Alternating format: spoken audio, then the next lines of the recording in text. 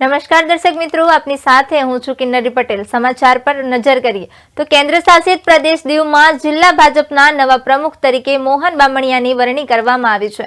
દીવ જિલ્લા પંચાયત પૂર્વ પ્રમુખ અને હાલ પ્રદેશ ચુનાવ અધિકારી દ્વારા જિલ્લા પ્રમુખ તરીકે મોહનભાઈ બામણિયા નામની ઘોષણા કરવામાં આવી છે।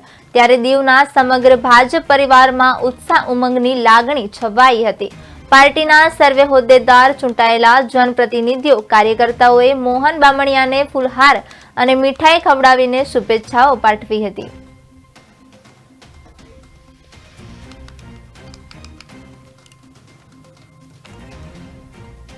જિલ્લા અધ્યક્ષની વરણી કરવામાં આવી અને એ વરણીના અંદરમાં મારી નિયુક્તિ કરવામાં આવી એ બદલ હું સહી દિલથી આભાર। મને જે મારા પર વિશ્વાસ મૂકીને જે ફરી વખત મને જે અધ્યક્ષ બનાવવાને જે મારા ઉપર જે વિશ્વાસ મૂક્યો છે એ વિશ્વાસને પૂર્ણ કરવા માટે હું જે બી કરવાનું થાય એ ઘટતું હું કરીશ અને પરિણામ સારું લાવે એવી કોશિશ કરીશ।